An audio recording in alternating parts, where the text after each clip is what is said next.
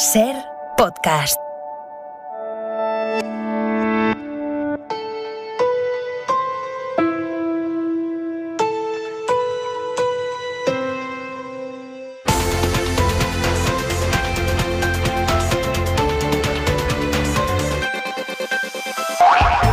¿Qué tal? Muy buenas noches.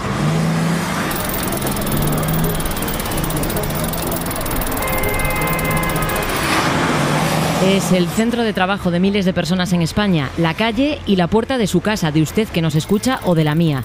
Toda la vida ha habido repartidores, la diferencia es que con la llegada de las plataformas digitales que prometen cruzarse la ciudad para traernos, por ejemplo, un plato caliente a casa en tiempo récord, se ha perpetuado un modelo de negocio en el que se promete mucho por muy poco. El sector está, o más bien estaba, tan huérfano de normativas que ni siquiera hay de momento una estimación oficial de cuántos riders trabajan en nuestro país. Algunos cálculos hablan de 15.000, otros incluso de más de 20.000. Miles de personas que para levantarse un sueldo con el que poder vivir tienen que hacer lo imposible. A final de quincena lo que tengo son 1.000 euros. Casi nadie te gana 1.000 euros en una quincena, pero estoy trabajando más de 40 horas a la semana. Estoy trabajando bajo adversidades del clima, de todo, el riesgo en la calle, todo eso. Estoy poniendo mi moto, estoy pagando mi cuota de autónomo, estoy pagando yo mis neumáticos, estoy pagando yo mi combustible, que al final de esos 1.000 quincenal me están quedando 700. Y a esas condiciones de contrato y de sueldo hay que añadir el tsunami sanitario que nos ha arrastrado a todos en los últimos meses. Ellos fueron uno de los sectores que antes comenzó a trabajar cuando empezó a flexibilizarse el confinamiento. A la gente le daba miedo salir de casa y entonces tiraba de este servicio. Y al principio lo hicieron exponiéndose a un virus del que aún no había ninguna certeza, pero al que sí teníamos muchísimo miedo. Quiero recordar que llevamos 120 y pico días de pandemia, las empresas no están cumpliendo la ley de prevención de riesgos laborales, estamos trabajando con nuestras propias mascarillas, nuestros propios guantes, estamos poniendo en riesgo nuestra salud, pero es que también estamos poniendo en riesgo la salud de los clientes. Lo que queremos es hacerlo dignamente, con seguridad. Bueno, pues desde hoy esos miles de personas van a tener una ley a la que acudir para que las empresas los conviertan en asalariados. La ley Rider ha entrado en vigor hoy en España y enseguida la vamos a analizar, aunque no será lo único, que conste que hoy tenemos el menú para la mesa de análisis bien completito. Con nosotros hoy en la tertulia, Berna León, investigador en el Centro de Estudios Internacionales de SciencePo. Buenas noches y bienvenido. Muy buenas noches, Aida. Cristina Monge, profesora de Sociología de la Universidad de Zaragoza. ¿Qué tal? Hola, muy buenas noches a todos. Ignacio Ruiz Jarabo, economista y exdirector de la Agencia Tributaria. Buenas noches.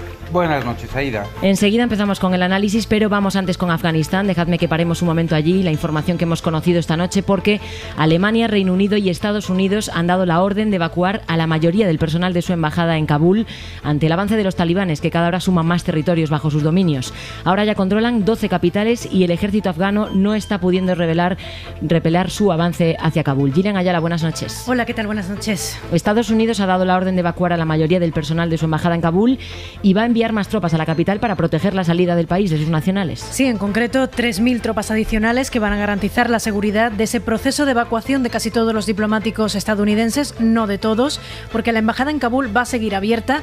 Acaba de terminar ahora la rueda de prensa del portavoz del Pentágono, John Kirby, donde desde el Pentágono aseguran que este envío de tropas adicionales forma parte solo de una misión temporal. This is a temporary mission with a narrow focus. As with all deployments of our troops into harm's way, además, ha enfatizado que este es un plan del Pentágono para ayudar al Departamento de Estado, que se mantiene el compromiso de la administración Biden para sacar a todas las tropas estadounidenses de Afganistán antes del 31 de agosto, a pesar de que con esta misión especial llegarán 3.000 en las próximas 24 o 48 horas y que todo va a depender también de cómo evoluciona la situación. Hablamos de Alemania, Reino Unido y Estados Unidos, pero de la embajada española ¿sabemos algo? Sabemos que el embajador seguirá en Kabul, así lo acaba de confirmar el Ministerio de Exteriores a la cadena SER.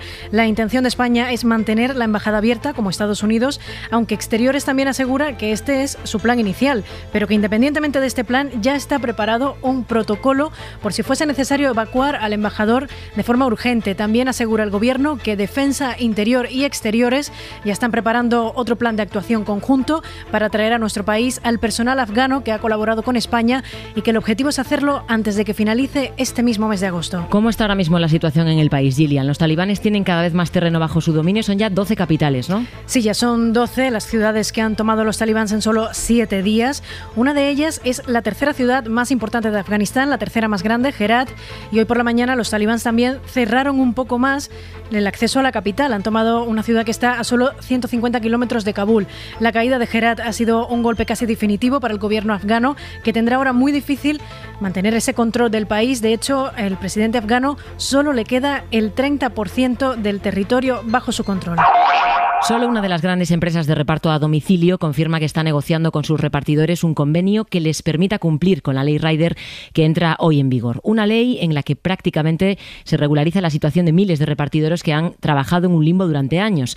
Algunos trabajaban como falsos autónomos, otros ni eso. Y en esas condiciones han contribuido al boom de un sector que ha ido creciendo mientras los derechos laborales de sus trabajadores no se reconocían. Tras decenas de sentencias judiciales, algunas contradictorias, el Supremo dictó hace un año una sentencia en la que reconocía que la relación entre los repartidores y las plataformas para las que trabajaban debía considerarse una relación laboral, es decir, que estos riders tenían que ser contratados por las empresas. Y eso es lo que el Gobierno ha trasladado hoy a una ley que ha entrado en vigor. Carlos Sevilla, buenas noches. ¿Qué tal? Buenas noches. Antes de nada vamos a recordar lo principal. ¿Qué cambia desde hoy para los riders y estas plataformas con la entrada en vigor de la ley? Pues el principal cambio que trae esta ley y que está generando más polémica es el que obliga a las plataformas de reparto a contratar como asalariados a sus repartidores, que hasta ahora trabajaban como autónomos. Este nuevo criterio viene avalado por el Tribunal Supremo, que, como decías, en septiembre del año pasado estableció que los riders eran falsos autónomos tras fallar que existía relación laboral entre un repartidor y la plataforma Glovo. Pero la normativa también introduce otro cambio importante. A partir de ahora, los sindicatos y las organizaciones de repartidores van a poder conocer el algoritmo, el mecanismo que utilizan las aplicaciones de las plataformas para organizar el trabajo, como explica Carlos Gutiérrez de Comisiones Obreras. Estas empresas tendrán que informar a la representación legal de los trabajadores de los datos que recogen, que son utilizados para el funcionamiento de ese algoritmo, de los datos de los trabajadores, la lógica que tiene ese sistema de inteligencia artificial o ese algoritmo y los impactos y las repercusiones que puede tener sobre las condiciones laborales de los trabajadores. Para Felipe Corredor, portavoz de Riders por Derechos, el acceso al algoritmo es un gran avance de esta ley. El algoritmo organiza el trabajo y es necesario que sea transparente cómo organiza el trabajo, y es la primera ley en el mundo que lo reconoce, ¿no? En ese sentido es un paso muy importante. Eso sí, tanto esta organización como Comisiones y UGT consideran que la ley Rider se queda corta al no extender la contratación de las plantillas y el acceso al algoritmo a todas las plataformas digitales y afectar solo a las de reparto. La ley que entra en vigor hoy se aprobó hace 3 meses. Carlos, ¿es el tiempo que han tenido las grandes repartidoras para adaptarse y contratar a sus repartidores? ¿Lo han hecho? Pues las empresas se quejan de que 3 meses es un plazo muy corto para adaptarse a la ley y cada una pues ha diseñado su propio plan para intentar cumplir con la nueva normativa. Glovo, por ejemplo, pretende contratar a unos 2.000 repartidores hasta final de año y mantener al resto como autónomos. Dice la compañía que trabaja en un modelo inédito, dicen, que sigue el criterio establecido por el Tribunal Supremo y que permitirá a los riders compaginar otras aplicaciones y actividades. Los sindicatos han llevado la propuesta a Inspección de Trabajo y piden al Gobierno que garantice que las propuestas de las empresas cumplen con la ley. Mariano Olla, UGT, Carlos Gutiérrez, Comisiones. Queremos pedir al Gobierno que extreme la vigilancia desde el primer día para asegurar el cumplimiento de esta ley. No vale aprobar una normativa para que luego vengan unas empresas y la sigan incumpliendo y sigan mostrando su rebeldía respecto al Estado español y a la normativa española. La plataforma Uber Eats ha optado por subcontratar los servicios de reparto a otras empresas, una vía que, según los sindicatos, podría incurrir en cesión ilegal de trabajadores. Una portavoz de la empresa asegura a la SER que están trabajando para adaptarse a la ley. Estamos comprometidos con ser un socio a largo plazo en España y estamos trabajando para adaptar nuestro negocio de comida a domicilio a la nueva normativa.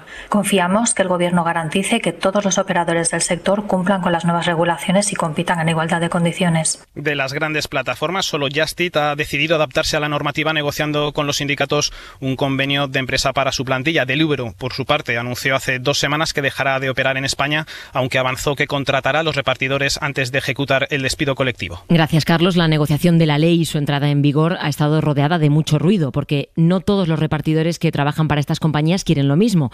Hay asociaciones que reclamaban que se les considerara trabajadores asalariados, como dice la ley, pero hay otras que querían seguir como autónomos. Un ejemplo de estas dos visiones la hemos tenido hoy en la SER en Cataluña, donde han debatido Jordi Mateo, presidente de la Asociación Profesional de Riders Autónomos, y Daniel Gutiérrez, de Riders por Derechos. El primero en contra, el segundo a favor.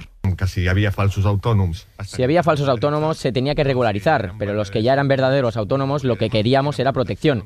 En ningún caso discriminarnos y obligarnos a ser asalariados cuando la gran mayoría del colectivo no lo quiere ser. Però el que és evident és que aquest mercat està creixent. Lo que es evidente es que este mercado está creciendo y esto es imparable.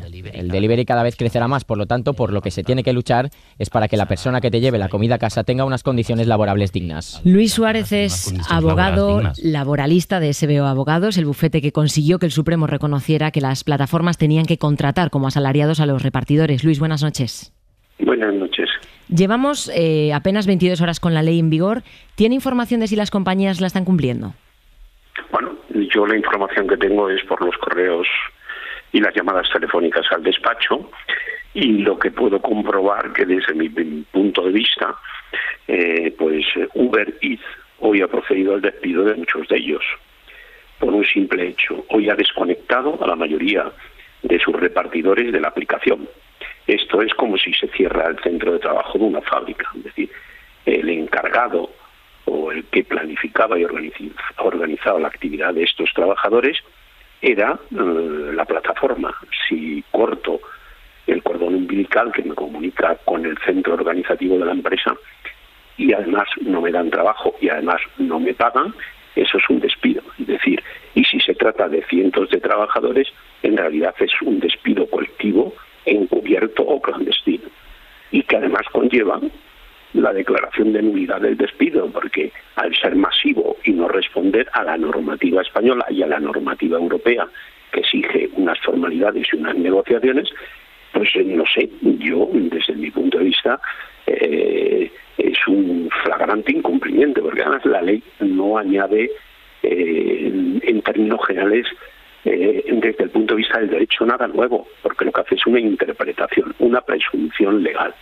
Pero lo determinante era el artículo 1 del Estatuto de los Trabajadores, que tampoco es nuevo, porque es de 1980, de la transición, pero la ley de contratos de trabajo de 1944 del franquismo decía lo mismo. No es libre en España y en Europa no se es libre situarse fuera del ámbito de aplicación del derecho laboral. El derecho laboral es una norma de orden público económico y por tanto el Estado en la legislación determina quién está dentro o está fuera, porque si no la economía no podría regularse, la seguridad social no podría funcionar y volveríamos a un neoliberalismo que por ahora no hemos llegado. Es decir, es el Estado social de derecho, es el artículo 1 de la Constitución. Esa es mi interpretación. Esa desconexión de la que usted está hablando, entiendo que se ha producido hoy con la ley ya en vigor. ¿Esto es legal?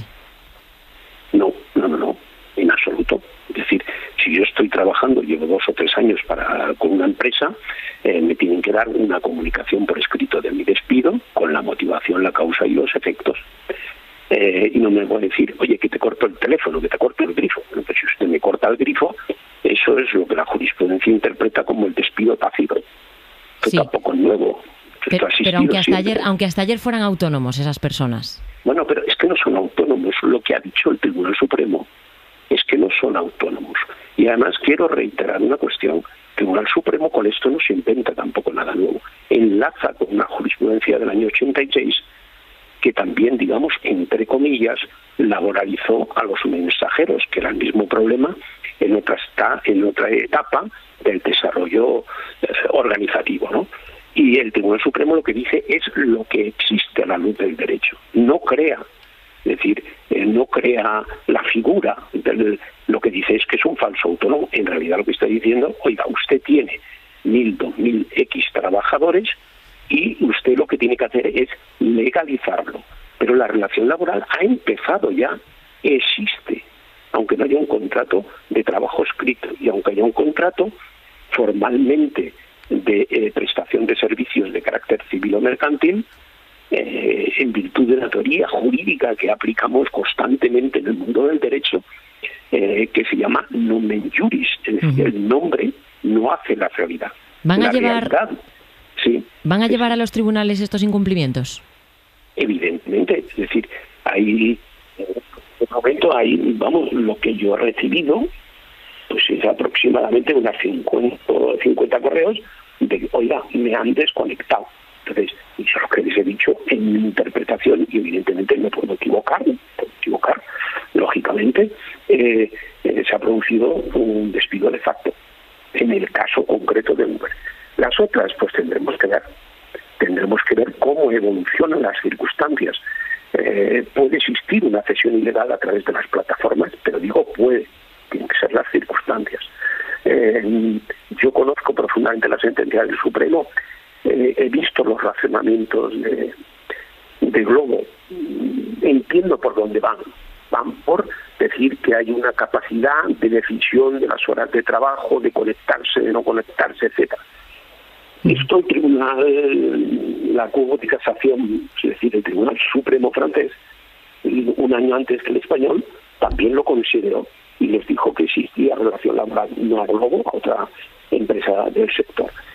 Yo creo que este es un tema trascendente, porque en el fondo, aunque este colectivo afecta entre 30.000 y 50.000 personas, es el futuro. Es decir, cada día trabajaremos más organizados por una aplicación informática que nos controlará mejor que ningún encargado persona física. Las subcontrataciones, tengo una duda con respecto a esto que estaba comentando antes. ¿Las subcontrataciones que anuncian algunas compañías tampoco son legales? No, vamos a ver. Hasta que no se estudien las circunstancias, yo desde luego no puedo decir si son legales o ilegales. Podrían no ser legales, porque si quien sigue organizando la actividad es la plataforma, las subcontratas son meras suministradoras de mano de obra. Y eso en España solo lo pueden hacer las ETTs. Y las ETTs solo lo pueden hacer para el trabajo temporal, no para el trabajo permanente. Entonces habrá que ver cómo se desarrolla la nueva aplicación a través de las plataformas. Y en virtud de las circunstancias, determinar si es una empresa, estas plataformas son empresarios fantasmas o son empresarios reales. Entonces, bueno, yo creo que esta ley es un paso en la claridad de un mundo muy complejo, el mundo que viene, y en realidad lo que ha triunfado en el Tribunal Supremo, la sala además en pleno de la sala social con 14 o 15 magistrados, que además votan por unanimidad, es una interpretación clásica del derecho laboral de toda vida, adecuada lógicamente a las tecnologías actuales, ¿no? Pues Luis Suárez de SBO Abogados, gracias por atendernos y muy buenas noches. Pues muchas gracias a todos. Muchas gracias, que el tiempo nos come. Una desconexión de cientos de trabajadores, decían desde SBO Abogados, un despido encubierto. No sé qué opináis, Berna, Ignacio, Cristina. ¿Berna? Sí, pues por los argumentos del abogado parece claro que es un despido encubierto, ¿no? Pero muy brevemente yo quiero decir que la sentencia del Supremo probablemente es de las sentencias que han sido mejor recibidas, me atrevo a decir casi con unanimidad por la ciudadanía, ¿no? Porque efectivamente estos trabajadores, y además es que los ves permanentemente, no es una cosa que lo leas en un periódico, es que tú vas circulando por la calle, vas andando por la calle y los ves las condiciones en las que trabajan, ¿no? Con una incomodidad física, con un riesgo vital, soportando inclemencias climáticas y evidentemente cuando llega una sentencia que lo que hace es protegerles, darles una protección de la que carecían antes, pues fue recibida con absoluta satisfacción general, ¿no? Luego, lo de las empresas, algunas no se entienden, ¿no? Es decir, hombre, se les dio, y no me parece mal, 3 meses hasta la entrada en vigor de la ley para que se adaptaran. Con frecuencia las leyes en España entran en vigor al día siguiente de su aprobación. Si no se dice nada al respecto, está la vacatio legis, que son 20 días, ¿no? Es decir, que la ley entra en vigor a los 20 días. Aquí se dio 3 meses, plazo de sobra, para que se adaptaran, ¿no? Y entonces no entiendo algunas de las reacciones, ¿no? Y desde luego esta empresa que ha esperado justo los 3 meses, el día de entrada en vigor, para hacer esta desconexión y hacer un despido de hecho, pues la verdad es que es poco edificante, ¿no? Yo desde luego creo que habría que ser, me imagino que la Inspección de Trabajo tendría que ser muy beligerante en ver que se cumpla efectivamente esta ley en los términos de proteger laboralmente a estos trabajadores. Y una cosa también importante que ha dicho el abogado, los términos de la sentencia no hablan de que van a tener que ser a partir de ahora trabajadores régimen laboral, sino que lo eran desde antes, con lo cual digamos que hay un efecto de retroactividad que, insisto, la Inspección de Trabajo tendrá que hacer valer también. Berna, ahora sí, ¿tú cómo lo ves? Bueno, yo creo que evidentemente esto es un despido encubierto, pero que nos debería sorprender, ¿no? Estas empresas, estas plataformas llevan cometiendo todo tipo de trampas desde el día 1, ¿no? Primero, pues con estas simulaciones de falsos autónomos, pero no solo en términos legales, ¿no? Han estado influyendo y tratando de manipular la opinión pública. Yo creo con uno de los casos más sonados, que fue cuando se acusó a Gustavo Gaviria de hacerse pasar por un trabajador de Globo cuando realmente era uno de sus directivos, ¿no? Supuestamente, al menos. Con lo cual yo creo que bueno, solo cabe aplaudir la aprobación de esta ley por parte del Gobierno. En cualquier caso, eso es algo que quizá podamos comentar un poco más tarde, ¿no? Después de discutir si este despido, digamos, si esto es un despido o no. Creo que esta ley tiene ciertos puntos ciegos que valdría la pena discutir. ¿Cristina? Sí, y seguro que hay muchos puntos ciegos que sabemos ya y otros muchos que ni siquiera sabemos, ¿no? Porque fijaros, estamos ante uno de esos casos en que se intenta legislar con conceptos tradicionales, realidades que son muy nuevas, ¿no? Entonces siempre tiene que quedar la duda, por lo menos la duda metódica, de hasta qué punto se está consiguiendo el objetivo que se persigue o no. Yo escuchaba al abogado Suárez hablar y me estaba acordando, no sé vosotros, pero yo me estaba acordando de esta serie Years and Years, ¿no? Que nos dibujaba un Reino Unido muy próximo, de hecho ya prácticamente encima de ese momento temporal, creo que era el 2022, o sea, ya. Y en esa serie se decían y se planteaban cosas muy parecidas, ¿no? Por ejemplo, un despido masivo mediante la desconexión de un algoritmo. O sea, dicho así, suena realmente bueno, pues que el futuro está aquí ya, ¿no? Entonces, en ese sentido, yo creo que estamos teniendo y tenemos que afinar mucho, en primer lugar, para eso, para con conceptos y herramientas que no han sido pensados para estas nuevas realidades, ver hasta dónde podemos llegar. En segundo lugar, aquí en España somos muy dados a pensar que con aprobar una ley es suficiente, ¿no? Pero aquí sí que es absolutamente clave los temas de la inspección de trabajo que se comentaban, ¿no? He visto que ha salido ya varias entrevistas en prensa precisamente en este sentido, de decir, va a haber que estar muy vigilantes de que las empresas no hacen trampas por la puerta de atrás, porque fijaros que ya se estaba hablando, por ejemplo, de que algunas de ellas optan por la subcontratación a empresas de logística, ¿no? Y por eso es fundamental lo que recordaba el señor Suárez, de decir, ojo, que si la subcontrata no aporta nada, porque el trabajo lo sigue organizando la plataforma y el algoritmo, entonces podemos estar hablando de un caso de cesión ilegal, ¿no?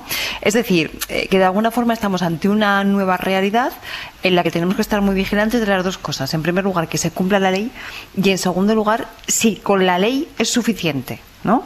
O si no, tenemos que seguir permanentemente vigilantes para evaluar hasta qué medida la ley es capaz de conseguir su objetivo, y en lo que no lo consiga, pues tener esa capacidad y agilidad, por cierto, para ir reformándola. Berna, ¿cuáles son los puntos ciegos que le ves a la ley? Creo que hay un punto ciego claro, y es que como decía, es una ley que hay que aplaudir porque avanza en la dirección correcta, pero se centra demasiado en las condiciones de empleo, mientras que ignora las condiciones de trabajo. ¿A qué me refiero con esto? Creo que para entender a qué me refiero con condiciones de trabajo hay que recurrir al trabajo del sociólogo Aldo Rubert, que se infiltró durante 2 años como rider para entender la manera en la que entendían el mundo, ¿no? Entonces, él habla de que estos riders experimentan su trabajo como una suerte de ascenso social, ¿no? Porque para entender bien cuáles son las coordenadas sociológicas de los riders, hay que entender cuáles son sus trayectorias vitales. Y, evidentemente, proceden de entornos y de trabajos altamente precarizados. Con lo cual, pese a que desde una perspectiva, digamos, entre comillas, desde arriba, veamos el trabajo de los riders como algo profundamente desprotegido, esas experiencias no siempre son así, ¿no? ¿Qué quiero decir con esto? Que el marco regulatorio no puede obviar esta realidad, ¿no? Y simplemente centrarse en cuáles son las protecciones sociales, digamos, cómo se expande ese paraguas social a estos trabajos. Y tiene que ser, digamos, tiene que estar siempre atento a las condiciones y a digamos, cuáles son las capacidades que tienen los trabajadores para poder tener una cierta autonomía en su trabajo, por hacer referencia al debate que esta mañana hubo en Cadena SER Cataluña, en el que estas dos posiciones, digamos, se enfrentaban. Yo creo que hay una tercera vía, que es combinar los derechos sociales que que muchas plataformas han defendido, con la autonomía y, digamos, la capacidad, por ejemplo, de elegir tus horarios o de trabajar donde a ti te apetezca, que estas plataformas ofrecen, que de nuevo estos riders experimentan como una suerte de empoderamiento, ¿no?, de ascenso social.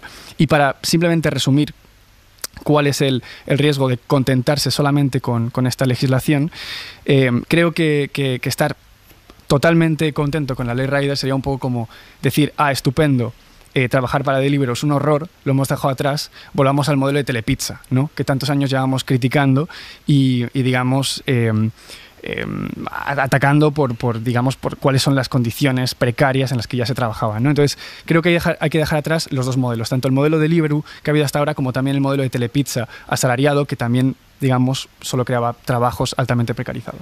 Cristina, Ignacio, ¿vosotros también veis carencias a esta ley recién nacida? Bueno, yo sobre todo lo que Ay, perdón. No, Cristina, por Dios. Gracias, Ignacio. No, que sí, coincido con lo que iba a decir Ignacio, intuyo. Hay que darle tiempo porque, efectivamente, yo estoy de acuerdo con lo que comenta Berna, que tampoco podemos demonizar un modelo y elevar a los altares el otro, que también tenía muchos problemas. El tema es que aquí ha habido un salto cualitativo y es la irrupción de las nuevas tecnologías con esa capacidad de cambiar las relaciones laborales. Aquí el foco no está en si tú tienes libertad para establecer tus horarios más o menos, o capacidad de coger o no un pedido. Aquí el foco está en que las cuestiones básicas de ajenidad en el trabajo y todo lo que supone el derecho laboral en torno a eso, de repente desaparecen mediante esta nueva forma de empleabilidad. Por lo tanto, yo diría, no criticar una cosa no quiere decir alabar la otra, y pongamos el foco donde tiene que estar, ¿no? Desde luego es fundamental contextualizar todo esto en el entorno social y las características sociales de ese tipo de trabajadores que en estos momentos están en estas plataformas, pero tampoco exclusivamente en eso, porque ese modelo, es decir, el modelo en el que la relación entre la empresa y el trabajador se establece a través del algoritmo con este tipo de características que estamos viendo, hoy estamos hablando de riders, pero ¿quién dice que mañana no es capaz de extenderse a otros sectores? Por lo tanto, yo creo que aquí la cuestión está en ir a los conceptos claves, hasta qué punto hay una persona asalariada o no, qué tipo de trabajos admiten relaciones de freelance, de trabajadores autónomos o no, si hay ajenidad o no en el trabajo, es decir, los conceptos básicos que han definido el derecho laboral para ver hasta qué punto pueden estar siendo violentados por la incorporación de estos nuevos modelos. Ignacio. Sí, no, muy brevemente, desarrollando la línea que se ha apuntado ya, ¿no? Ahí es clave, a partir de la ley es clave el convenio colectivo. El convenio colectivo de sector o los convenios de empresa que se vayan firmando, porque ahí es donde ya se ajusta mucho más y se afina mucho más las condiciones concretas en las que se va a desarrollar el trabajo. Por tanto, como resumen, bienvenida sea la ley, como hemos dicho todos. Esperemos que lleguen unos convenios colectivos también adecuados en desarrollo del espíritu que marca la sentencia del Supremo, y a continuación, efectivamente, quiero insistir, ojo a la revisión necesaria o a la función de control revisora de la Inspección de Trabajo, que yo creo que va a ser fundamental. Por cierto, hablando de derechos laborales, quiero preguntaros vuestra opinión sobre una noticia que leemos en El Guardian y que tiene que ver también con derechos de los trabajadores.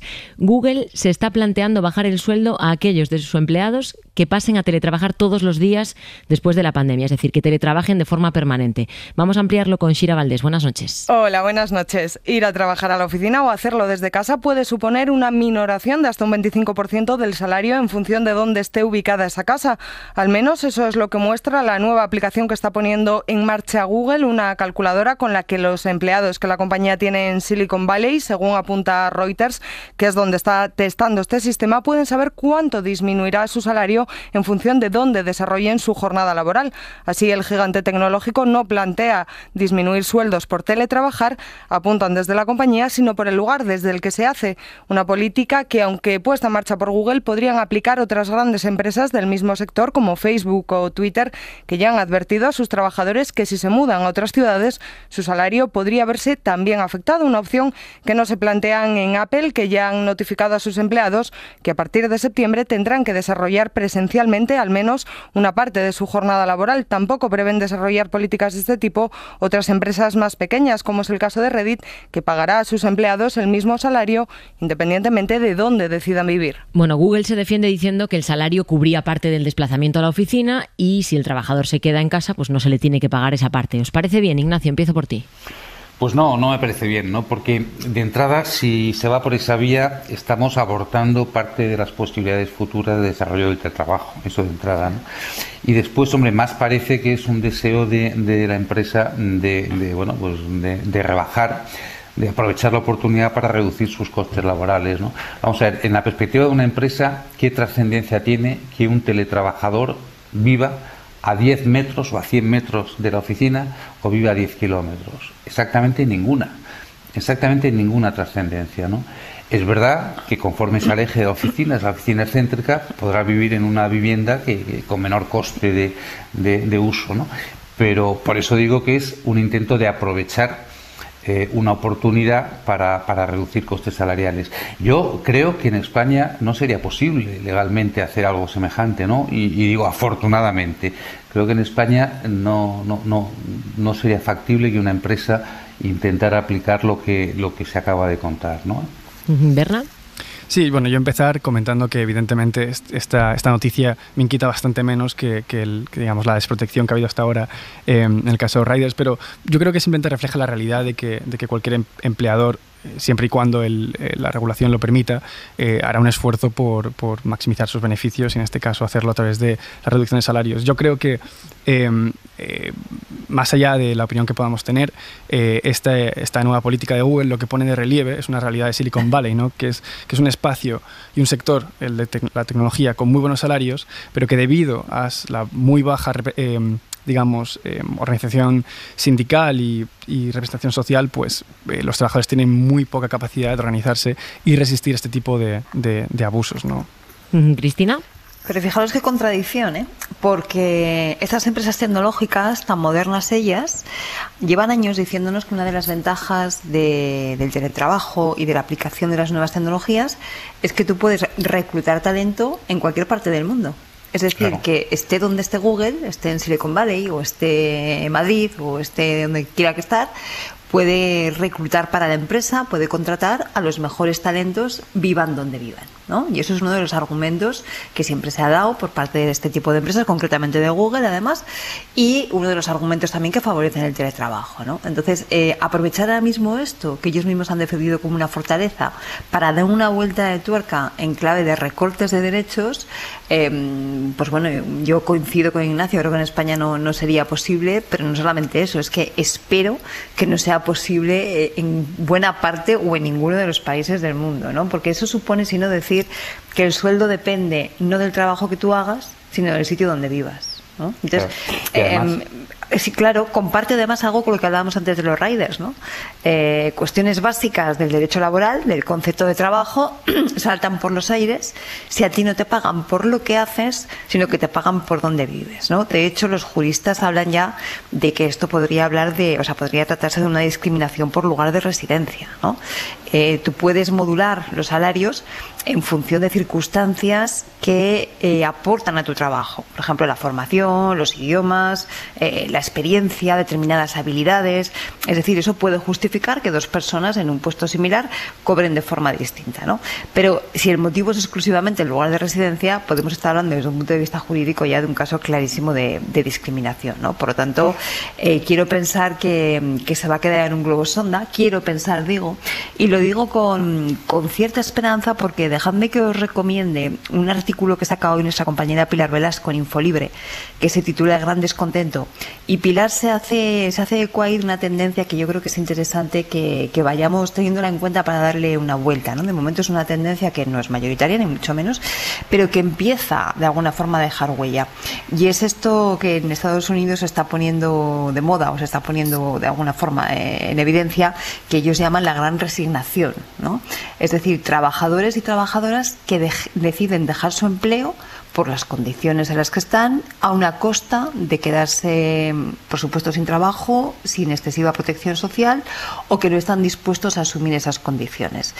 parece ser que se empieza a documentar que este tipo de movimientos empieza ya a ser algo, pues bueno, significativo, ¿no? Fijaros que se hablaba de que en abril fueron casi un 3% de trabajadores, ¿no? Y la gran mayoría de ellos, además, dependientes del comercio minorista por las condiciones de trabajo, horarios, etcétera, etcétera, etcétera. Obviamente no estamos hablando de algo que sea mayoritario, pero sí de una tendencia que se da, además, en un momento sociológico muy concreto, ¿no? Que es a la salida de una crisis como la que hemos vivido con la pandemia, en la cual si algo ha pasado es que las prioridades de muchas personas se han reordenado, ¿no? Han cambiado su posición en la escala de prioridades vitales. Entonces, ojo con esto, porque empresas que hasta ahora han tenido la habilidad de pagar buenos salarios, contar con buenos trabajadores y de alguna forma también poner sobre la mesa buenas condiciones, como empiezan ahora a dar la vuelta en el sentido contrario, se pueden encontrar una sorpresa. Bueno, pues venga, vamos. Y además, muy brevemente. A ver, que me tengo que ir a la Desco. Brevemente. No, que con el teletrabajo las empresas españolas, lo hemos visto, reducen un costo importante que es el del espacio físico. Es decir, hay empresas españolas que han reducido en mucho la dimensión de su oficina o de su espacio de trabajo, gracias efectivamente a que no iban a estar todos los trabajadores dentro, con lo cual ya tienen su ganancia, ya la tienen por esa vía, ¿no? Berna, a ver, ¿que tú querías apuntar algo? Sí, una última nota. Yo simplemente recalcar que también hay que entender dentro de qué dinámicas se encuadra este esfuerzo por mantener a sus empleados cerca de las oficinas, ¿no? Hay que entender que, sobre todo en el sector tecnológico en Estados Unidos, ha habido cada vez una mayor intrusión de las empresas en la vida de sus trabajadores, ¿no? En vez de pagarles pues cheque al restaurante, les fuerzan o, digamos, crean incentivos muy fuertes para que consuman lo que hay en la cafetería de las propias oficinas. Se incentiva también muy fuertemente a que lleven a sus hijos a las guarderías de las propias oficinas para que todos los hijos de esos empleados estudien juntos. En fin, hay una serie de intrusiones muy fuertes en el sector tecnológico que cabe el riesgo, ¿no? que se expandan y contagien a otros sectores. Y yo creo que esta política de Google de desincentivar que sus empleados se marchen, digamos, dentro de Estados Unidos, nos tiene que poner un poco en alerta, ¿no? La luz, otra vez la luz, que trae de cabeza a miles de españoles y también al gobierno, incapaz por ahora de tomar medidas que frenen el alza sin fin del coste mayorista de la electricidad. Mañana viernes, quinto día de la semana, quinto día en el que el precio medio de la luz va a marcar un récord en España esta semana. El megavatio se va a pagar a 117,29 euros. Hace un año se pagaba a menos de 40. Hoy ha estado en la SER en Hoy por Hoy con Pedro Blanco, la vicepresidenta y ministra de Transición Ecológica, Teresa Rivera.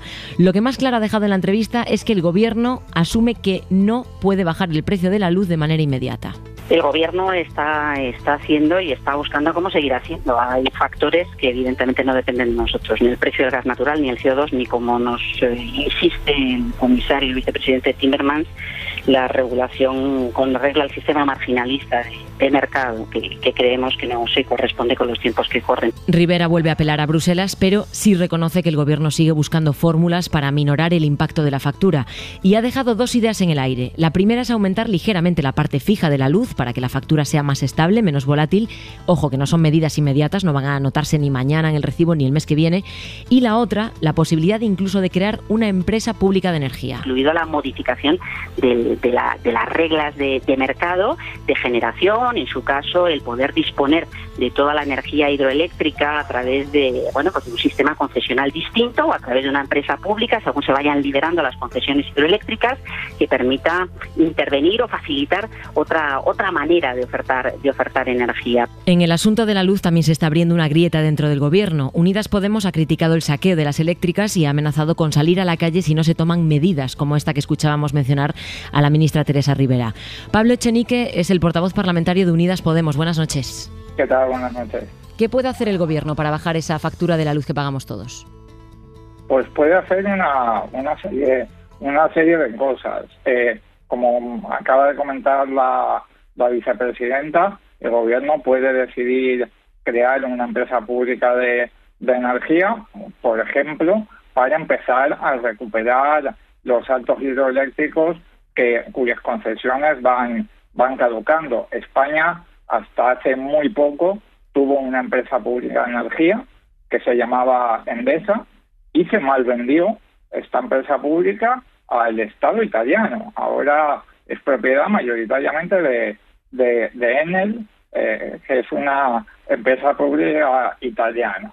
evidentemente, si España tuviera una empresa pública de energía de un tamaño considerable, a la hora de pujar en el mercado eléctrico por el precio del megavatio hora, no veríamos, o veríamos en menor medida, pues perdóneme la expresión, pero la manipulación de precios que estamos viendo en estos momentos. En estos momentos tienen que tener en cuenta los oyentes que la tecnología que está cazando en la subasta el precio más alto, a más de 100 euros el megavatio hora, que es un escándalo, es la energía hidroeléctrica, que prácticamente no cuesta nada producirla.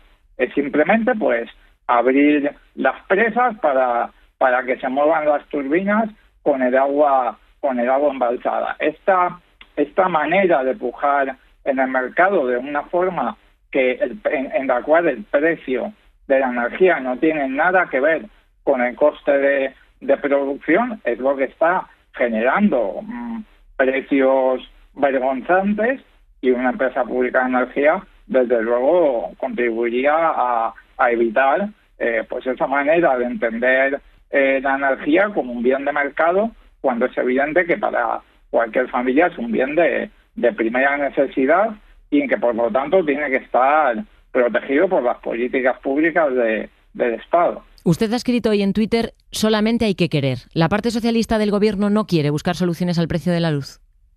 Bueno, hay diferencias de velocidad.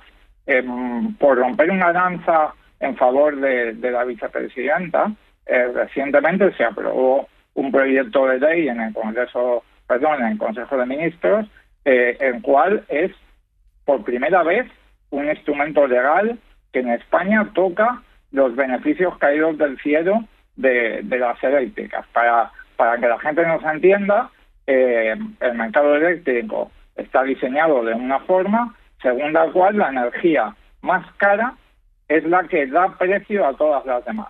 Es decir, si el último precio de casación pues es una energía muy cara, aunque haya energías que hayan ofrecido su megavatio hora por menos, automáticamente reciben el precio más alto. Esto es lo que se llama beneficios caídos del cielo, porque, como todo el mundo puede entender, son beneficios que no provienen de ninguna racionalidad económica. Pues bien, la vicepresidenta ha propulsado un proyecto de ley para tocar por primera vez en España estos beneficios caídos del cielo. A nosotros nos hubiera gustado que hubiera ido más allá, más cerca del modelo francés, que pensamos que es más justo y que limita más y mejor los beneficios caídos del cielo, y también pensábamos que había una cierta urgencia, dados los precios de la luz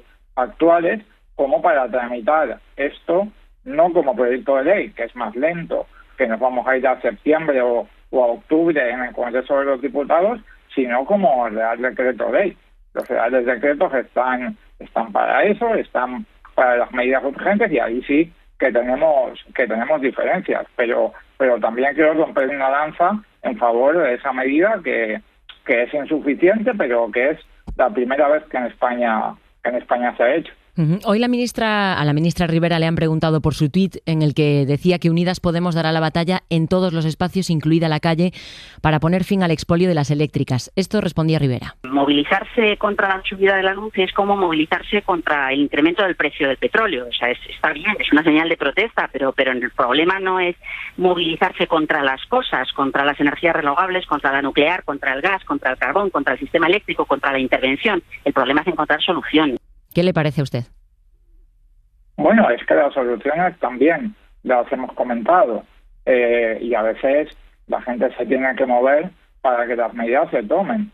Ahora mismo se podría, como digo, como pasa en Francia, limitar el precio del megavatio nuclear, poner un precio máximo al megavatio hidroeléctrico para que Iberdrola deje de vaciar embalses en Extremadura para para obtener pingües beneficios mientras deja desabastecidos de agua a un montón de municipios, se podría hacer esto mañana con un Real Decreto Ley. Con lo cual, nosotros, claro que apoyamos que la gente se movilice cuando hay que tomar medidas y no se están tomando, pero además de eso ponemos las propuestas encima de la mesa, muy claras y son muy obvias. Y de hecho, hasta hace un día no estábamos hablando de la posibilidad de crear una empresa pública de energía y hoy, pues por primera vez, la vicepresidenta está hablando de ello y de esa posibilidad, con lo cual, bueno, parece que algo está cambiando. Esperemos que las cosas cambien sin que haga falta que la gente tenga que salir a la calle, pero vamos, en todo caso, que la ciudadanía se manifieste por situaciones que consideren injustas es algo que a nosotros siempre nos va a parecer bien. Claro, la ciudadanía sí, pero ¿ustedes estarían dispuestos a salir a la calle para pedir al gobierno al que pertenecen que tome una medida? ¿Eso no se hace en reuniones? Bueno, nosotros empujamos en todos los ámbitos y esto además nunca lo hemos ocultado. Nosotros en el gobierno damos los debates con argumentos e intentamos llegar a acuerdos, que muchas veces lo conseguimos. Luego, cuando las medidas llegan al Parlamento, seguimos trabajando en el Parlamento para que las leyes mejoren y tampoco lo ocultamos. Y cuando la sociedad civil se moviliza y sus reivindicaciones entendemos que son justas, nosotros acompañamos humildemente a la sociedad civil. De hecho, creo que es lo que hacen todos los partidos. Cuando sale la gente a la calle en el orgullo gay o cuando sale la gente a la calle el 1 de mayo a celebrar el Día del Trabajo, pues el Partido Socialista está allí y hace muy bien. ¿Qué les diría a los que les critican diciendo que en la oposición decían una cosa y ahora en el gobierno no cambian lo que tanto criticaron? Porque ustedes están en el gobierno. Sí, bueno, creo que es fácil de entender. Basta ver el arco parlamentario. A mí me encantaría que Unidas Podemos tuviera 100 diputados y seguramente pues un montón de cosas hubieran ido más rápido y seguramente pues hubiéramos podido tomar muchas más medidas.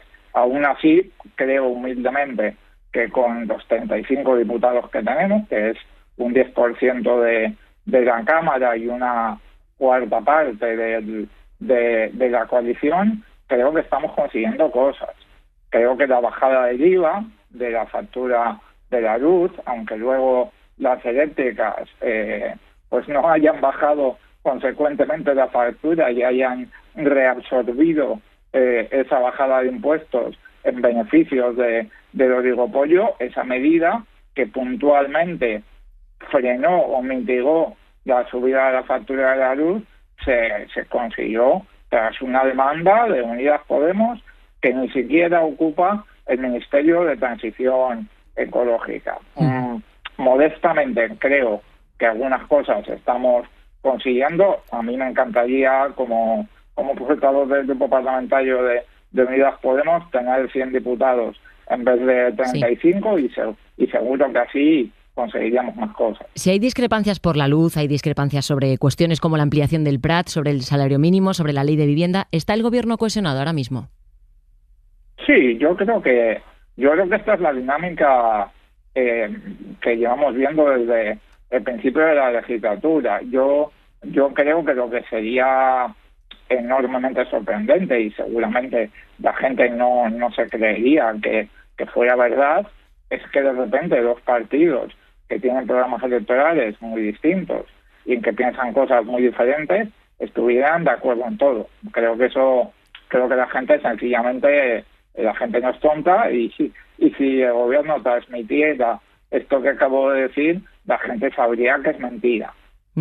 Creo que en España, siendo el primer gobierno de coalición desde la recuperación de la democracia, pues es normal que nos lleve un tiempo crear una cultura de la coalición en la cual, bueno, la gente vea que el gobierno ya no es monocolor y que las medidas son consecuencias de un debate, pero eso para nada significa que el gobierno no trabaje de forma cohesionada.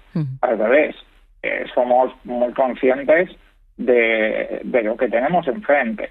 Somos muy conscientes de una derecha y una ultraderecha que no tienen proyecto de país, que cada vez más se dedican a inflamar a la sociedad, a intentar generar discursos de odio y que no plantean ningún tipo de propuesta constructiva, y ante esa perspectiva, tanto el PSOE como Unidas Podemos somos gente responsable, y por eso la cohesión del gobierno, más allá de las discrepancias que podemos tener, está y va a estar siempre garantizada. Pues Pablo Echenique, portavoz parlamentario de Unidas Podemos, gracias por atendernos. Buenas noches. Un placer, buenas noches. Bueno, propone Podemos actuar por decreto. ¿Qué opináis, Cristina? A ver, este gobierno actúa por decreto muy habitualmente.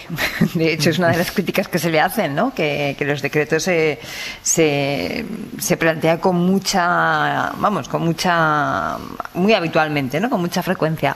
Y quizá en este caso sí que hubiera sido procedente si se hubiera previsto lo que iba a pasar, porque está propuesta desde hace aproximadamente 6 meses, cuando se empieza a tramitar como anteproyecto de ley, y si se hubiera tenido en cuenta las derivadas, ¿no? Que no sé hasta qué punto en aquel momento se podían haber tenido en cuenta. Pero el problema no solamente es ese, es que al dejar tanto tiempo de margen para la tramitación, se está también dejando bastante manos libres a que aquellas empresas perjudicadas por esa legislación puedan reaccionar de diferentes maneras, ¿no? Algunas de ellas legales, lícitas, explícitas, y otras pues que pasan cosas raras, ¿no? Que de repente embalses en Zamora se vacían, ¿no? Así de una forma inmediata. Entonces yo creo que efectivamente si hay casos en los que está justificado la utilización de esos decretos que hablabas, decretos leyes, quizá no sean muchos de los que se ha utilizado, pero este sí que sería un caso importante. De todas maneras, yo creo que estamos en un momento, este es un tema que efectivamente es complicado, pero es fundamental que intentemos aclararnos entre todos. Lo que planteaba esta mañana la vicepresidenta Rivera no es tanto la creación de una empresa pública al estilo de lo que pedía Podemos en su momento, sino que lo que está planteando es, a medida que las concesiones de las hidroeléctricas se vayan caducando, en vez de volver a sacarlas a concesión, se las queda el Estado y se plantea una fórmula de gestión pública, ¿no? Que habría que ver cuál es. Desde luego es una primera idea, no llega a concretar hasta dónde llegaría eso, si solamente lo que es la operativa del sistema, o también, por ejemplo, el mantenimiento de las propias infraestructuras.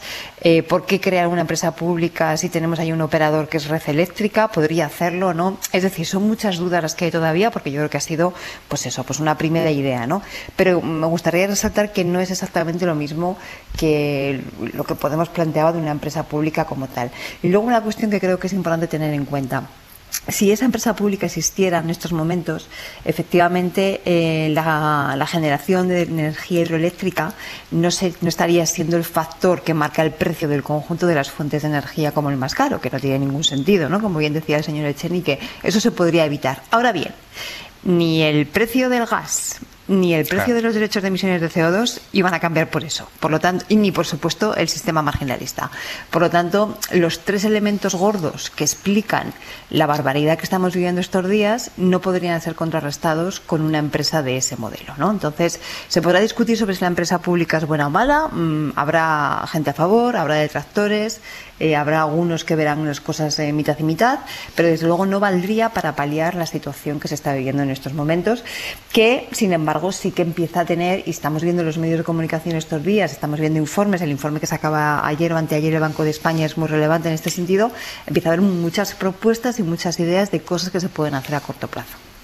¿Berna? Sí, vamos, yo me sumo a estas dudas que ha presentado Cristina. Yo creo que es importante no sobrereaccionar a algo que claramente es coyuntural, ¿no? Puesto que esta subida de precios se debe fundamentalmente a 3 motivos. Primero, la exposición de la formación de precios del sistema español al gas, que es el principal respaldo en el mix de generación de nuestra energía. Segundo, la tendencia alcista de los precios internacionales del gas, que tiene que ver con el arranque, digamos, económico que ha habido a la salida del COVID. Y tercero, pues la subida de los precios de derechos de emisión. Esto es algo que, si no me equivoco, además explicó muy bien aquí Daniel Fuentes hace unos días, haciéndose eco del informe que también mencionaba Cristina, del Banco de España, ¿no?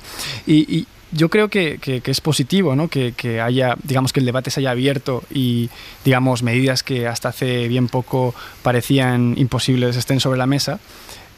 Pero creo que también es importante plantearse si, por ejemplo, este tipo de empresas públicas tienen un encaje fácil en el marco de las regulaciones de la Unión Europea, ¿no? De competencias. Es una de las preguntas que hay que hacerse, ¿no? O que quizá, pues, dentro de la regulación de las hidroeléctricas, pues quizá haya otras soluciones que, digamos, que sean más costo efectivas y que pues sean, digamos, que encajen mejor, ¿no? Dentro de la regulación europea. Es algo de lo que quizá podemos hablar, y además estoy seguro que Cristina pues tiene mucho más que decir que yo sobre esto, que no soy ningún experto. Ignacio. Fíjate, dos cosas o tres, ¿no? Una, se dice, y posiblemente sea verdad, que las eléctricas están haciendo su agosto, ¿no? Con la subida del precio de la energía. Y posiblemente es verdad, pero lo que es seguro es que quien está haciendo su agosto es la agencia tributaria. Es decir, el Estado, desde luego, está haciendo caja, vamos, de forma desbordante, ¿no? Fíjate, con las cifras que tú has dicho antes, menos de 40 euros hace un año, 117 ahora, el megavatio hora. Quiere decirse que hace un año se estaba recaudando por megavatio hora 5 euros en IVA, perdón, 7 euros en IVA, y ahora y ahora se está recaudando hasta la bajada limitada y parcial que se ha hecho hace un par de meses, estaba recaudando 20. Ahora se está recaudando 20 en la mayoría de los casos y 10 en los casos en que se ha reducido el IVA al 10%. Es decir, en el IVA se ha triplicado durante mucho tiempo y ahora se está duplicando la recaudación. Pero es que además hay un impuesto especial que no se ha bajado y donde también, el impuesto especial sobre electricidad, donde también se está triplicando la recaudación. Yo creo que ahí el Estado tendría que hacer lo que se pide con carácter general de que reduzca el beneficio de las eléctricas. El primero que tendría que reducir su beneficio es el Estado, reduciendo el IVA con carácter general, no solamente a determinados contribuyentes o consumidores, sino a todos, y probablemente haciendo como otros países europeos, que es aplicando el tipo reducido, el súper reducido y no el 10%. Y a lo mejor había que tocar también el impuesto especial a la electricidad. Pero bueno, fíjate, Cristina, decías bien los tres problemas que no iba a resolver una empresa pública. Y si me permites, añado un cuarto. Una empresa pública de electricidad tampoco iba a resolver un problema estructural, este sí es estructural, que tiene España, que es la dependencia energética. Claro, Somos el país de Europa que tiene un mayor dimensión de dependencia energética. Y eso, a nivel país, nos cuesta cada año entre 22 y 24.000 millones de euros en nuestra balanza de pagos. Es un drama como país, aparte de un drama como ciudadano para cualquier español, pero un drama como país, ¿no? Y desde luego la empresa pública no iba a resolver ninguno de los tres problemas que ha dicho Cristina, ni este cuarto, y probablemente generaría otros, ¿no? La historia de la empresa pública en España, lamentablemente, es la que es, y por poner un ejemplo que todos conocemos, es decir, no estábamos mejor atendidos financieramente los españoles cuando había un subsector financiero público, ¿no? Ni con el Banco de Crédito Industrial, ni el Banco de Crédito Agrícola, ni con el Banco Hipotecario, ni con la red de cajas de ahorros. Todos ellos, todas las entidades a las que me he referido, fueron ruinosas y nos han costado a los españoles una parte importante de nuestro erario, ¿no? Por tanto, de luego, la empresa pública, esperemos que efectivamente no se caiga en ese error. Yo confío, como decía Cristina, que la ministra iba por otra vía y que desde luego no se caiga en el error de hacer una empresa pública que no serviría para nada. Y simplemente un apunte, Endesa no se malvendió. Simplemente por matizar a Pablo Echenique, Endesa se vendió con un precio más que bueno y además con unas condiciones, digamos, de obligación de business plan al comprador que han funcionado magníficamente. Venga, tenemos que avanzar, pero os voy a pedir una valoración muy breve, yendo más al plano puramente político. ¿Vosotros también creéis que el gobierno está cohesionado? Brevemente, Berna.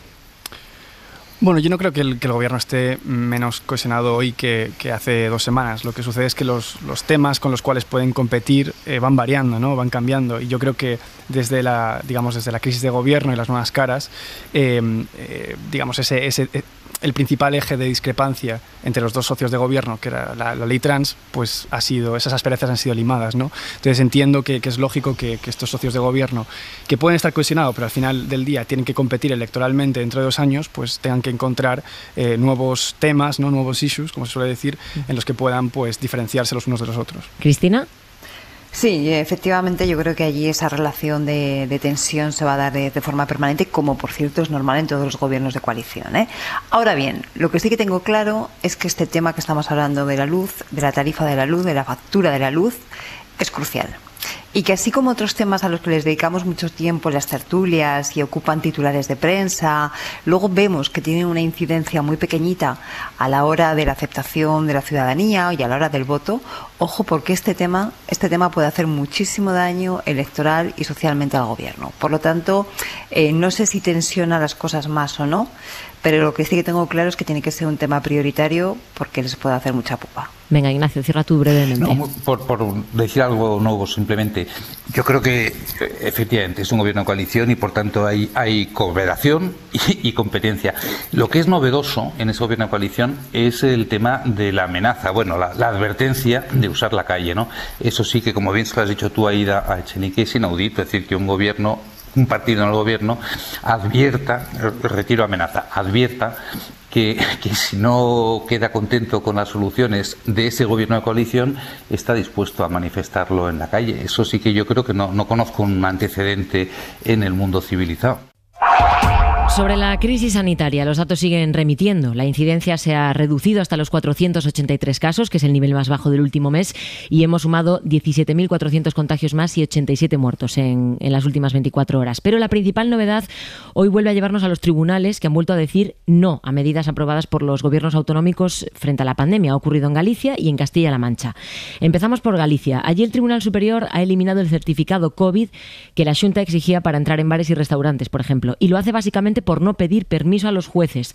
La Xunta, sin embargo, le pide una rectificación. Radio Galicia, Ricardo Rodríguez, buenas noites. Buenas noites, Aida. El gobierno de Feijóo se ha quedado absolutamente descolocado tras el varapalo judicial a su medida anticovid estrella este verano. El auto es especialmente duro con la forma de actuar de la Xunta. Los jueces aseguran, y esto es textual, que el anómalo proceder por parte del gobierno gallego indujo a la confusión y dejan sin efecto una restricción que nunca tuvo autorización judicial porque el gobierno gallego nunca la solicitó formalmente. La Xunta trata de justificarse, dice que no pidió autorización a los jueces porque entendía que prohibir el acceso a un local de hostelería a personas no vacunadas no afecta a derechos fundamentales y que en todo caso está amparada por la nueva Ley Gallega de Salud.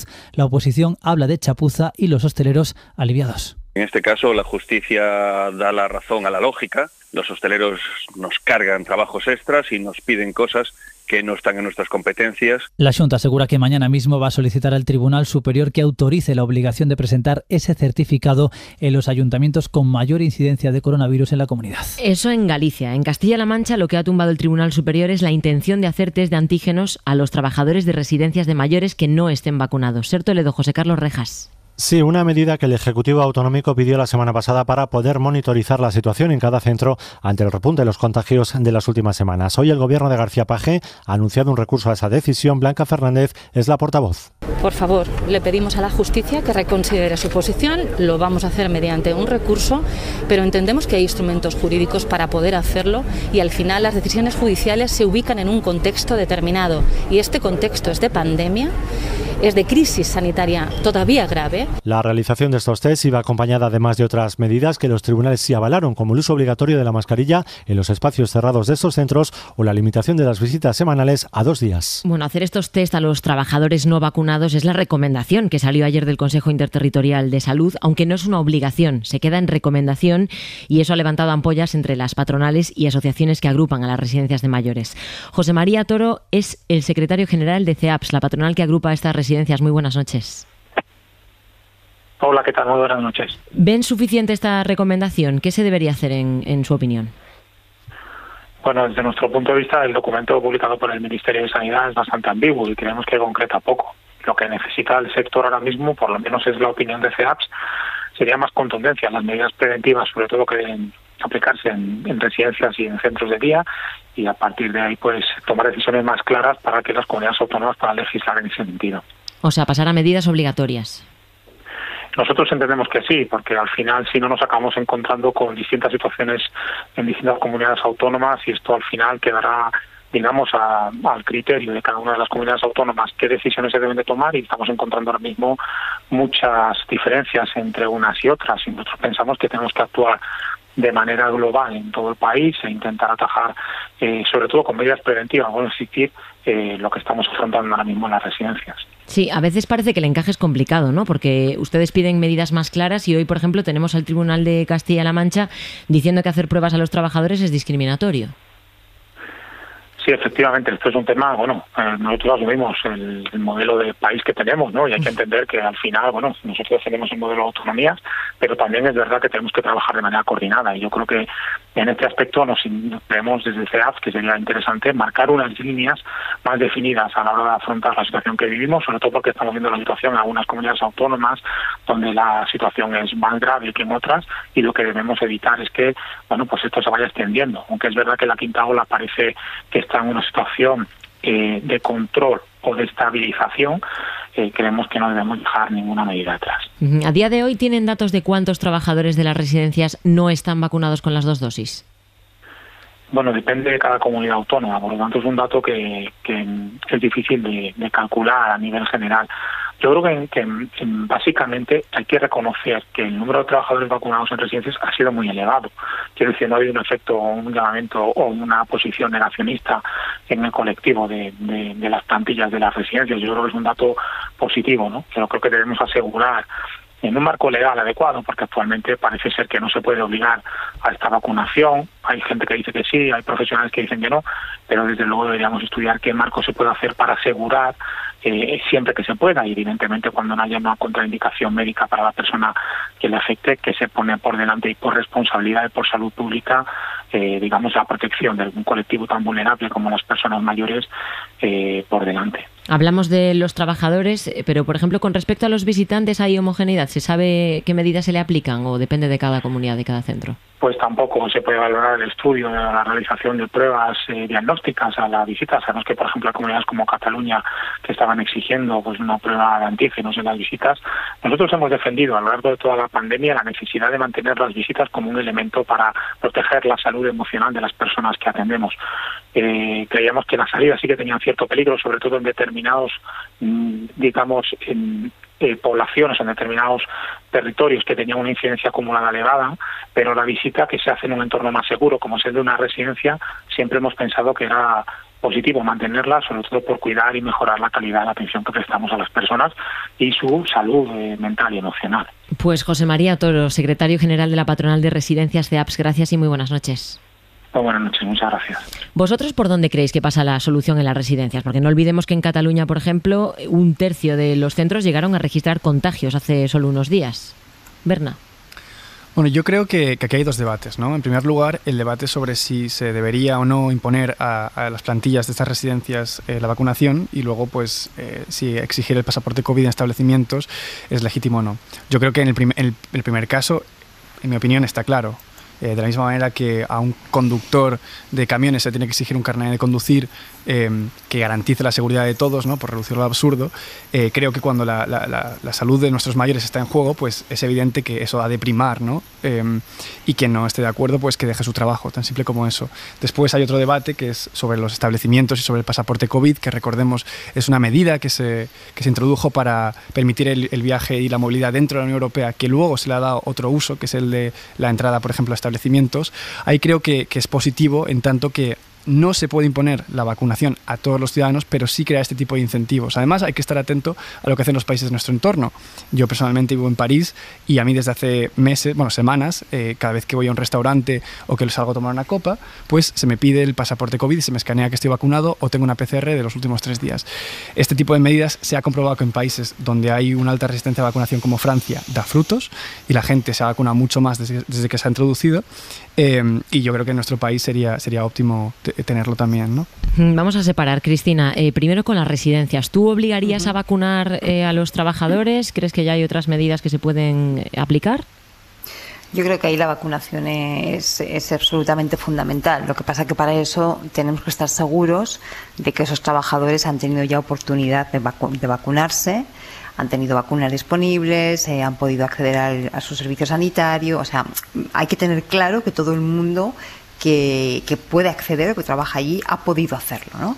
Una vez que eso está garantizado, pues podemos poner muchos ejemplos, ¿no? Decía Berna el ejemplo del conductor de camiones, efectivamente, pero cosas mucho más sencillas. Para cocinar o para estar en la cocina de un bar o de un restaurante se pide un carnet de manipulador de alimentos, ¿no? Precisamente para tener en cuenta los temas de vigilancia, de sanidad, etcétera, etcétera. Pues qué menos. Entonces yo creo que en una situación como la que estamos, en cuestiones como las residencias, pero ojo, en otras también, yo no tenía muchas dudas de que efectivamente para ejercer esos trabajos hay que presentar esas credenciales. Pero insisto, una vez garantizado que todo el mundo ha podido tener acceso. Ignacio, ¿tú estás de acuerdo? Sí, completamente de acuerdo con los dos, pero yo creo que todo personal sanitario en cualquier centro sanitario, es decir, claro, no solo falta que tú vayas a un hospital y resultes contagiado porque haya alguien del hospital, un empleado del hospital, sea médico, enfermera, celador, lo que fuera, que te contagia, ¿no? Yo creo que tenía que ser absolutamente obligatorio. Y respecto a los restaurantes, bares y demás, bueno, pues a mí el otro día me convenció Cristina. Yo no era muy partidario, tenía mis dudas, pero Cristina me convenció, ¿no? Con el ejemplo que puso de usted puede beber lo que quiera, pero si bebe yo no lo dejo conducir, ¿no? Bueno, claro. pues mutatis mutandis te compro el ejemplo, Cristina. Ahora, los problemas jurídicos que están teniendo una cosa y otra, que es lo que está retrasando, yo creo que cada día es más patente que hacía falta, y estamos a tiempo todavía, porque esto va para largo, esa ley de pandemias, ¿no? Una ley estatal que dé cobertura a este tipo de medidas y que no se enfrenten los gobiernos autonómicos que las quieren aplicar o el propio gobierno central, pues luego a conflictos con el ordenamiento jurídico. Yo creo que una ley estatal bien pensada y bien trabajada podría resolvernos muchos problemas de aplicación práctica de este tipo de medidas. Es llamativo lo que decía antes Berna, ¿no? Que en España se halla de los pocos países donde la justicia tumba el uso del certificado de vacunación, porque por ejemplo en Francia, pero también en Italia y lo va a ser en Alemania, es obligatorio. No sé si creéis que en esto se tiene que dar prisa al gobierno. Sí, yo creo que sí que tendría que darse prisa, y yo también soy partidaria de esa ley en estos momentos, que recoja todas esas situaciones que estamos viendo que día a día acaban generando inseguridad jurídica en las comunidades autónomas a la hora de tomar medidas y en la propia ciudadanía, porque la confusión llega a un momento en que ya es absolutamente total. Pero fíjate, yo creo que de esto tiene que ver con dos cuestiones y hay dos causas. Primero, que como bien decía Berna, en España es un país donde no existe el grado de beligerancia contra las vacunas que puede haber en países como Francia, ¿no? Con el ejemplo que él ponía y que conoce bien. Y en segundo lugar, que bueno, pues que de momento yo creo que la parte judicial está poniendo mucho más en valor todo lo que son cuestiones de garantías de derechos individuales, ¿no? Eso se soluciona efectivamente con una ley que legisle de forma adecuada. Ignacio. Completamente de acuerdo, lo suscribo. A ver, Berna, ¿qué querías decir? Sí, yo una nota muy rápidamente.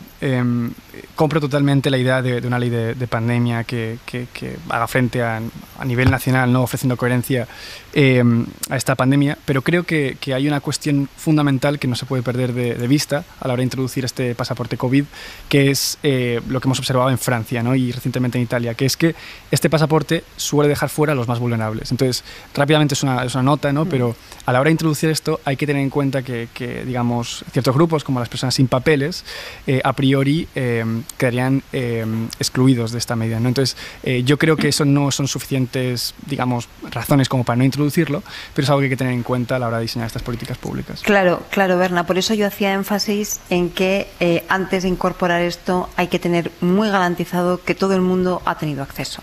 Porque efectivamente personas sin papeles, personas sin hogar, personas que tienen dificultades para manejarse, por ejemplo, cuando hay que pedir cita a través del móvil, que son muchísimas, ojo, que a veces se nos olvida, personas que a lo mejor viven en territorios de esto que llamamos la España vacía, sin familias, en una red social y que les resulta muy difícil acceder a según qué mecanismos del sistema, como por ejemplo el sistema sanitario. Ojo, porque efectivamente la vulnerabilidad que tiene todo este tema generaría unas desigualdades tremendas. Por eso yo insistía precisamente, ¿no?, en decir, una vez que garanticemos que todo el mundo ha podido acceder. Bueno, pues vamos ahora con otra polémica dentro de nuestras fronteras. Tengo curiosidad que me digáis qué opináis sobre lo que ha pasado con la cantante Zahara en Toledo. El Ayuntamiento de Toledo ha permitido que se retire el cartel promocional de la gira de la cantante. En la imagen Zahara aparece vestida de virgen, con una corona y un niño en brazos, y una banda azul con letras en las que apenas se percibe, yo lo tuve que mirar 3 veces, que pone puta, que es el nombre de la gira.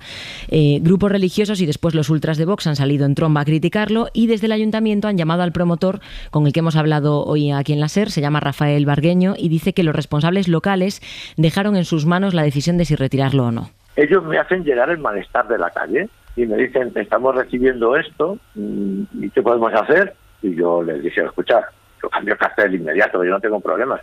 Y ellos dicen, no, haz lo que tú creas. Bueno, pues entonces él hizo lo que creyó y decidió retirar el cartel. En Toledo gobierna el PSOE y su alcaldesa Milagros Tolón ha dicho en Twitter: mi apoyo total al concierto de Zahara en Toledo. Nuestro gobierno defiende la tolerancia, el respeto y la libertad de expresión como seña de identidad y esencia de una ciudad libre y hospitalaria como esta. Ni cedimos ni lo haremos ante quienes coartan libertades. Eso dice la alcaldesa. Defiende la libertad de expresión, pero ha permitido al promotor retirar el cartel. Y sobre eso le han preguntado hoy a María Jesús Montero, que ha salido como ha podido. Hay que perseguir el equilibrio entre que realmente esas expresiones existan, porque este país afortunadamente es un país libre, y por otra parte si hay determinadas sensibilidades, sobre todo religiosas, que se sienten ofendidas, hay que buscar justamente ese equilibrio. Cristina, ¿crees que aquí se está respetando la libertad de expresión y de creación artística? En absoluto, es obvio. O sea, para mí lo único escandaloso y sorprendente de este tema es que un ayuntamiento haya, no lo sé, si decidido, favorecido, insinuado, promovido, no sé exactamente muy bien qué, que ese cartel se eliminara, ¿no? La verdad es que en este tema llevamos ya muchos años dando muchos pasos atrás.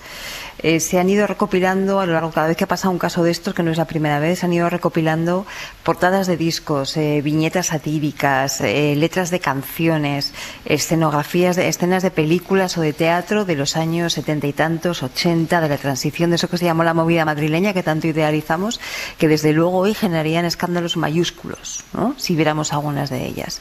Yo creo que en estos temas se confunde sistemáticamente, y luego además quienes ponen el grito en el cielo cuando ven el cartel, nunca mejor dicho, lo del grito en el cielo, ya no se acuerdan, por ejemplo, de las polémicas con las viñetas de Charlie Hebdo, ¿verdad? Y seguro que a aquellos los llamaron radicales islamistas, que lo eran, ¿no? A los que atentaron, me refiero, contra los dibujantes. Y en estos momentos, no digo que sea lo mismo, pero la lógica que subyace una cosa con la otra es muy similar. Es la de la censura y es la de no permitir la libertad de expresión en un ámbito como es el de la creación y el de la cultura, que si algo tiene que ser es precisamente transgresor. Berna, ¿tú crees que se respeta la libertad de expresión aquí?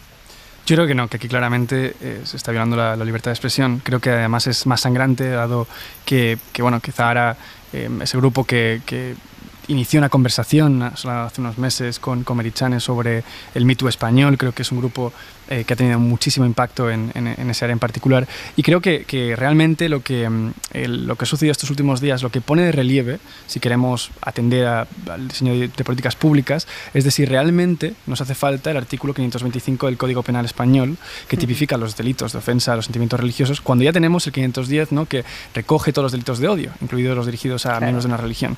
Entonces, yo francamente creo que nuestro país debería seguir la estela de países como Francia o Bélgica y eliminarlos completamente, porque además este tipo de regulaciones, en este caso el artículo 525, no protege, digamos, no se aplica por igual a todas las religiones, y suele aplicarse en mucha menor medida para religiones minoritarias del Estado, con lo cual ni siquiera se utiliza para proteger a los más vulnerables, con lo cual, francamente, creo que claramente atenta contra la libertad de expresión de este grupo, y, digamos, creo que nos llama a reformar y a reflexionar sobre nuestro marco legal. Ignacio. Vamos, libertad de expresión, por supuesto, ¿no? Y por mi parte, que Zahara haga lo que quiera en sus carteles promocionales de la gira, pero desde el punto de vista humano yo no entiendo, yo personalmente, en mi código vital está el no molestar gratuitamente a mucha gente, ¿no? Y yo creo que Zahara no es inconsciente de que con ese cartel promocional molestaba a mucha gente. Entonces, bueno, por supuesto que lo puede hacer, y me parece mal si se le ha influido, persuadido o como fuera para que lo quitara. Pero no entiendo, insisto, en mi ADN no está el molestar a mucha gente sin necesidad. Hombre, y lo de Charlie Hebdo es una revista satírica, ¿no? Entonces, en tanto que revista satírica, un día se metía o hacía una broma sobre Mahoma y otro día hace una broma sobre el presidente de la República Francesa, claro, y otro día sobre el jugador de fútbol del Paris Saint-Germain que acaban de fichar, ¿no? Le Messi. Yo creo que el humor, la sátira, es otra cosa, ¿no? Pero aquí no había sátira, aquí era un cartel promocional. Entonces, insisto, libertad de expresión, por supuesto, y si será prohibido o persuadido y tal, me parece mal.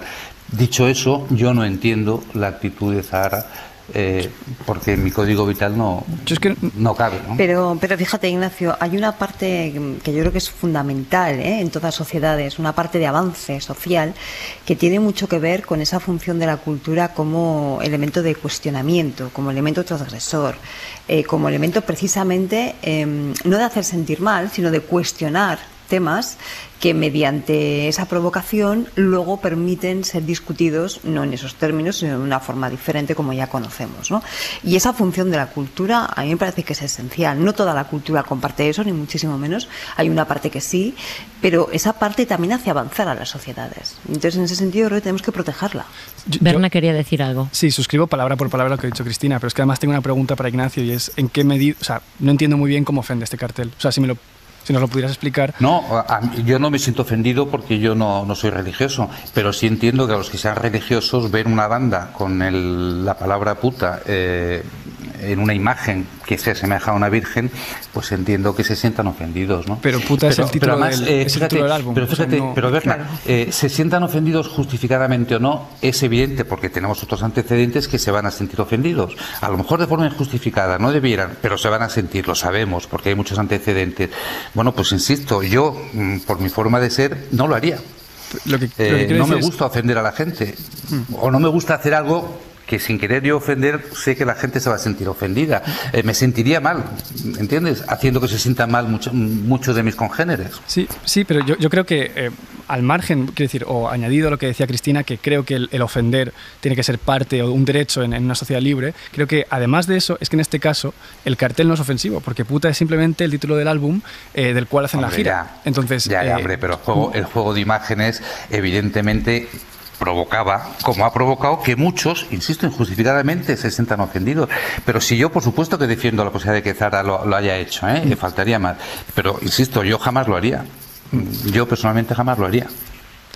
Yo francamente creo que no había ni provocación, que en este caso era un cartel que tampoco se diferenciaba mucho la imagen, quiero decir, por ejemplo, de aquellas portadas que sacó Díaz Ayuso durante la pandemia, y aquí simplemente pues ha coincidido que será la imagen y será el nombre del disco, pero francamente no creo que se utilizara para ofender. Es un asunto muy visual, muy gráfico y que da mucho para estos temas, ¿no? Pero, ¿de verdad vosotros pensáis que nada de lo que se hace cuando se opina, cuando se analiza, cuando se escribe una columna de opinión en un periódico, vosotros pensáis que nadie se siente ofendido? Porque estoy segura que todo lo que cada uno de nosotros decimos aquí o escribimos o difundimos también ofende el pensamiento de personas, no en este caso en sentimientos religiosos, sino a lo mejor en cuestiones más ideológicas, y lo que tenemos que aspirar como sociedad libre y democrática es que esa ofensa se convierta en un elemento de cuestionamiento y de debate, ¿no? O sea, no se viva como algo violento, sino como una cuestión de cuestionamiento y de debate, ¿no? Que sería lo esencial.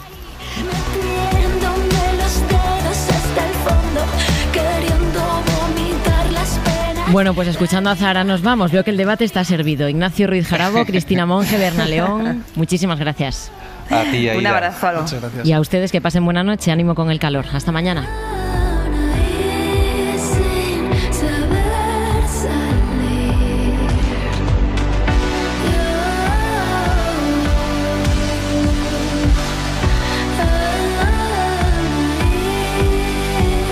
Suscríbete a Hora 25. Todos los episodios y contenidos adicionales de la app de Cadena SER y en nuestros canales de Apple Podcast, Spotify, iVoox, Google Podcast y YouTube. Escúchanos en directo en la SER de lunes a viernes a las 8 de la tarde. Cadena SER. La radio.